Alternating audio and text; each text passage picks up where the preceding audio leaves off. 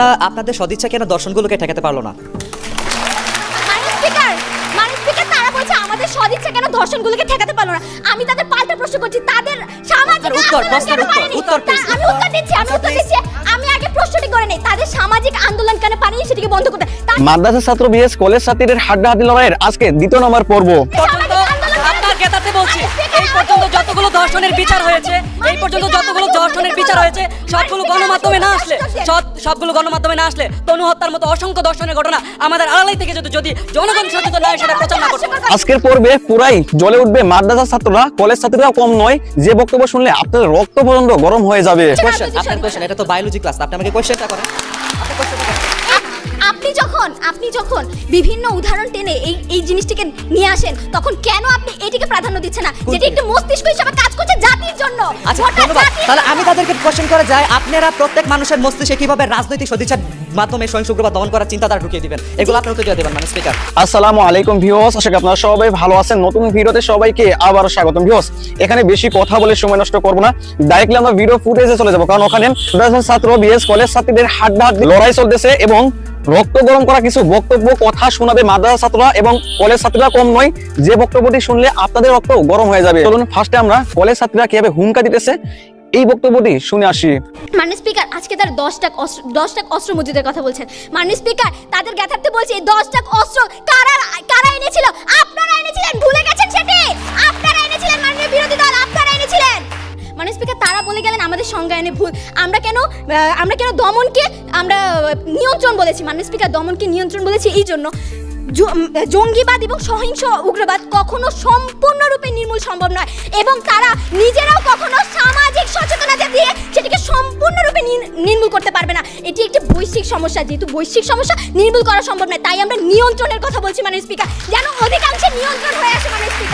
মাননীয় স্পিকার, আজকে বিরোধী দল কোন সামাজিক আন্দোলনের কথা বলছে? যে সমাজে ধর্ষকের সাথে দিচ্ছে, ধর্ষিতার সাথে বিয়ে দেয়, যে সমাজে চাঁদেও নাকি মানুষকে দেখা যায়, যে সমাজে অতি সহজে বিশ্বাস করা যায় বিলের নোংরা জলে ডুব দিলেও নাকি রোগ সেরে যায়, যে সমাজে ধর্ষকের মুক্তির দাবিতে আন্দোলন হয়, আজকে সেই সমাজে সচেতনতা দিয়ে তারা জঙ্গিবাদকে রুখবে। মাননীয় স্পিকার, লক্ষ্য করুন। জি, আমরা প্রশ্ন নেই।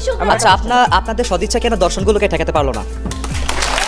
মাননীয় স্পিকার, তারা বলছে আমাদের সদিচ্ছা কেন দর্শনগুলোকে ঠেকাতে পারলো না। আমি তাদের পাল্টা প্রশ্ন করছি, তাদের সামাজিক দিচ্ছি।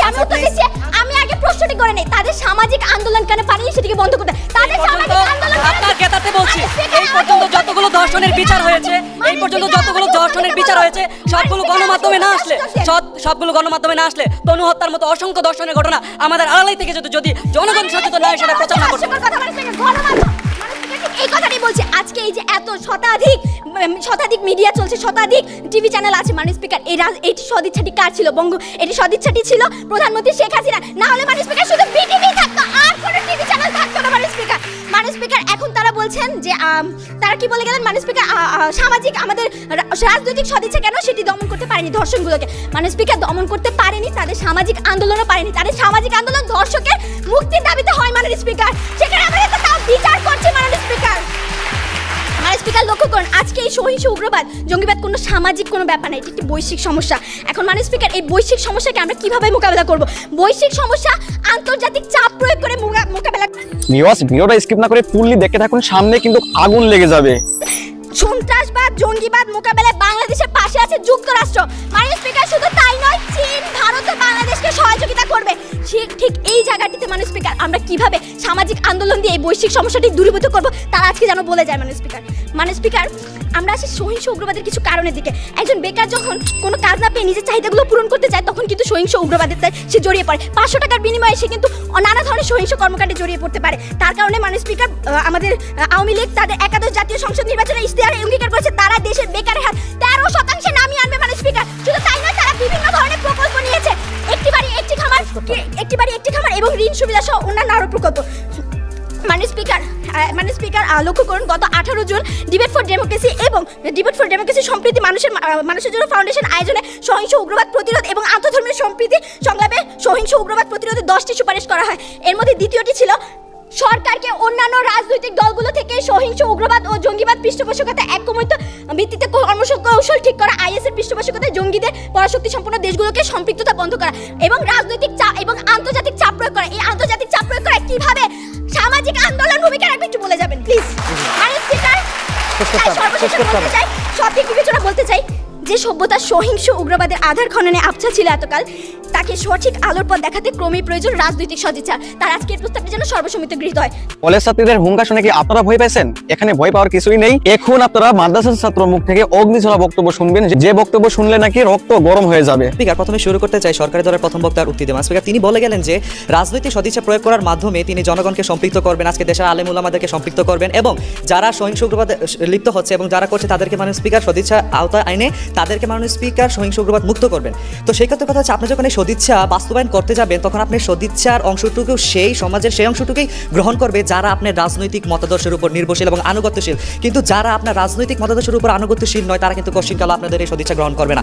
মাননীয় স্পিকার, আজকে সরকারি দলের দ্বিতীয় বক্তাকে কোয়েশ্চেন করেছিলাম যে রাজনৈতিক সদিচ্ছা এবং রাজনৈতিক দায়িত্ববোধের ব্যাপারে, তিনি কিন্তু সঠিক উত্তর দিতে ব্যর্থ হয়েছেন। মাননীয় স্পিকার, আমি আপনাকে দেখে দিয়েছি যে রাজনৈতিক সদিচ্ছা কি এবং রাজনৈতিক দায়িত্ববোধ কি। মাননীয় স্পিকার, জনগণের জন্য বাজেট প্রণয়ন করা এটা হচ্ছে সরকারের দায়িত্ব কর্তব্য, এবং বাজেট থেকে টাকা লুট না করা সেটা হচ্ছে সরকারের সদিচ্ছা। মাননীয় স্পিকার, আজকে তৃতীয় বক্তা বলে গেলেন যে বেকারত্বতার কথা, বেকারত্বতার অভাবে নাকি মাননীয় স্পিকার সহিংস উগ্রবাদ সৃষ্টি হয়েছে। তাহলে আমি তাদেরকে প্রশ্ন করতে চাই, নিব্রাস, মীর মুবাশ্বের তারা কোন ধরনের বেকারত্বের শিকার ছিল? মাননীয় স্পিকার, আমরা যদি পৃথিবীর ইতিহাসের দিকে লক্ষ্য করি তাহলে কিন্তু আমরা দেখতে চাই মাননীয় স্পিকার যুগে যুগে কিন্তু মাননীয় স্পিকার শান্তিপ্রিয় মানুষের সংখ্যা বেশি ছিল এবং এখনো আছে।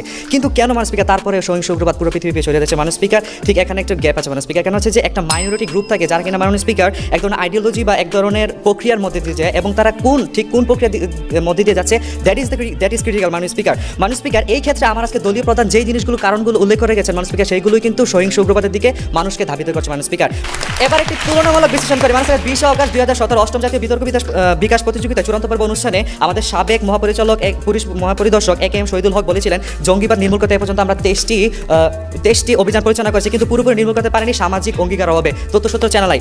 ঠিক তার 1.5 বছর পর মাননীয় স্পিকার 2 মার্চ 2019 ঠিক এই মঞ্চে আজকে আমাদের মাননীয় প্রধান অতিথি মহোদয় বলেছিলেন, অনেক উন্নত দেশ আজকে তথ্য প্রযুক্তি কাজে লাগিয়ে কিন্তু মাননীয় স্পিকার সহিংস উগ্রবাদ দমন করতে পারেনি, যতটা সাফল্য আজকে বাংলাদেশ দেখিয়ে দিয়েছে। মাননীয় স্পিকার, তার কারণ হচ্ছে ঐক্যবদ্ধ অঙ্গীকারের কারণে মাননীয় স্পিকার আজ উগ্রবাদের শেকড় উপড়ে ফেলা সম্ভব হয়েছে। তথ্যসূত্র ডিএমপি নিউজ। মাননীয় স্পিকার, আমরা একটা প্রশ্ন নেই। আচ্ছা, আপনি আপনার হিউম্যান বডির কোন জায়গাটিকে বেশি প্রাধান্য দিবেন, হাত পা নাকি মস্তিষ্ক?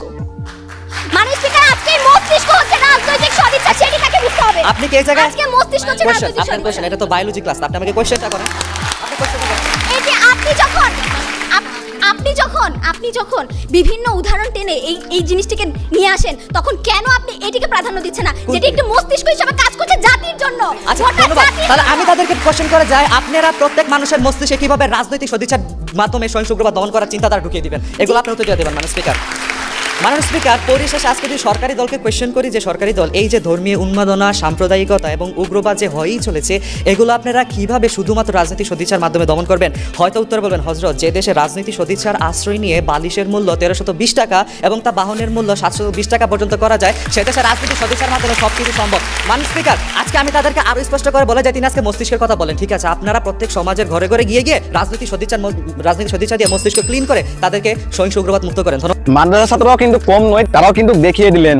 কলেজ ছাত্রীরা প্রথমত অনেকটাই লাফালাফি করতেছিল, শেষ পর্যন্ত কিন্তু মাদ্রাসা ছাত্ররা জয়ী হয়ে গেলেন। ভিউয়ার্স, এই বিতর্ক অনুষ্ঠানগুলো আপনাদের কাছে কেমন লাগছে অবশ্যই কমেন্ট করে জানাতে ভুলবেন না। এর 3 নম্বর পার্টে আরো ভয়ানক কিছু বক্তব্য আপনাদের মাঝে নিয়ে আসবো, যে বক্তব্যগুলো শুনলে আপনাদের রক্ত গরম হয়ে যাবে। যদি 3 নম্বর পার্ট দেখতে চান অবশ্যই চ্যানেলটিকে সাবস্ক্রাইব করে পাশে থাকা বেল আইকনটি ক্লিক করে রাখুন। দেখা হইতেছে সামনে রক্ত গরম করা এবং অগ্নিঝরা বক্তব্য নিয়ে। সেই পর্যন্ত সবাই ভালো থাকুন। আল্লাহ হাফেজ।